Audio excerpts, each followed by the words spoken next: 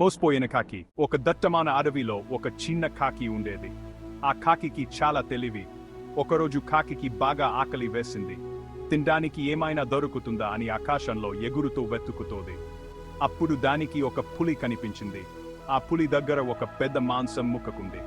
కాకికి ఆ మాంసం ముక్క చూడగానే నోరూరింది. వెంటనే ఆలోచన చేసింది, ఈ పులి దగ్గర నుండి మాంసం ముక్క ఎలాగైనా తెచ్చుకోవాలి అని. పులికి తన మాంసం ముక్క పోయినందుకు చాలా కోపం వచ్చింది. హే కాకి, నా మాంసం ముక్క వెంటనే, లేకపోతే నీకు మంచిది కాదు అని పులి గర్జించింది. కాకి నవ్వుతూ, హబ్బో పులిగారు, మీరు నన్ను పట్టుకోలేరు కదా, నేను చాలా తెలివైన కాకిని.